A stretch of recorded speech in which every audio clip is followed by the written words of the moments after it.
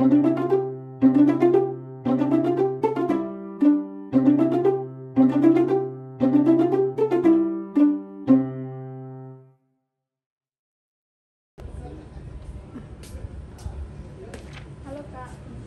Oh iya Kak, boleh saya wawancara sebentar? Oh ya, bisa Kak. Sebelumnya perkenalkan, saya Hera dari Universitas Bali Internasional Kak. Di sini saya ingin mewawancari Kakak terkait pharmacovigilance. Sebelumnya boleh saya tahu nama dan usia Kakak berapa? Oh boleh. Nama saya Iren,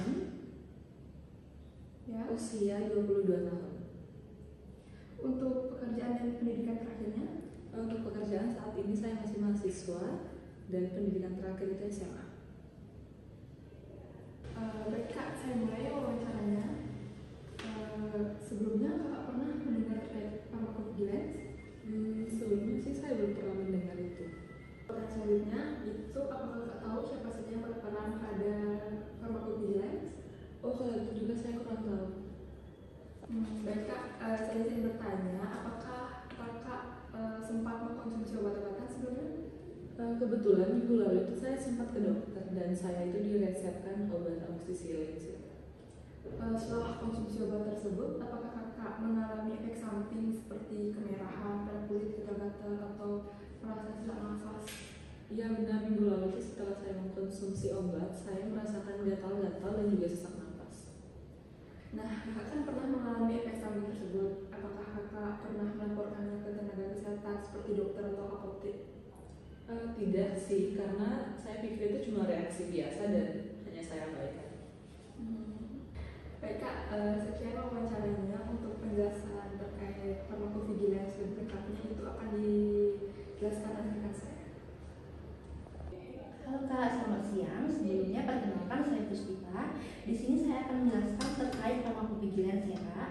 Nah, jadi pharmacovigilance itu adalah kegiatan untuk melaporkan efek samping atau reaksi yang tidak diinginkan setelah penggunaan obat-obatan.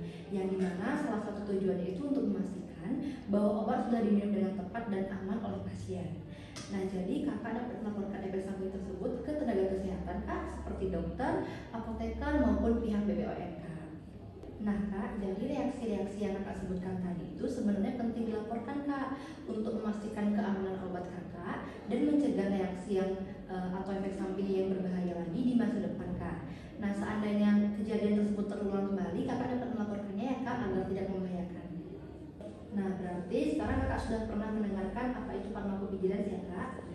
Nah, untuk mengetahui pemahaman Kakak, apakah bisa diulang Kak pharmacovigilance itu apa? Oh ya baik Kak, secara garis besarnya itu untuk melaporkan efek samping obat ya Kak?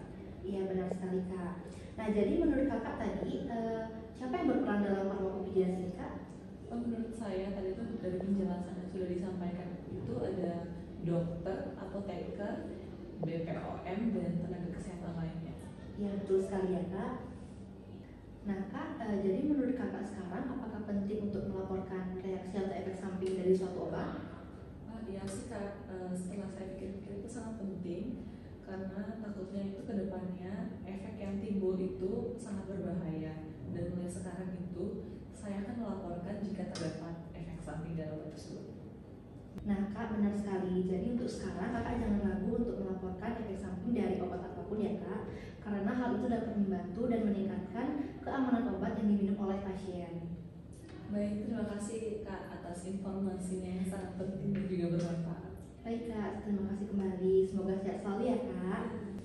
Halo semuanya, perkenalkan saya Mary. Di sini saya akan menjelaskan tata cara pelaporan efek samping obat secara manual menggunakan form kuning. Ini merupakan formulir pelaporan efek samping obat yang dimana pada bagian ini pelapor dapat mengisi identitas pasien yang mengalami efek samping obat. Selanjutnya di sini pelapor menuliskan efek samping atau keluhan yang dialami oleh pasien. Kemudian menuliskan tanggal mula terjadinya efek samping dan tanggal kesudahan dari efek samping obat. Dan di bawah ini dituliskan riwayat efek samping yang dialami oleh pasien. Kemudian, pada bagian ini pelapor dapat menuliskan terkait obat-obat yang digunakan.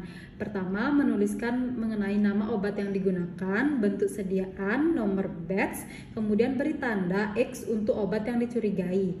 Kemudian cara penggunaan, dosis atau waktu, tanggal mula dan tanggal akhir, dan indikasi penggunaan obat.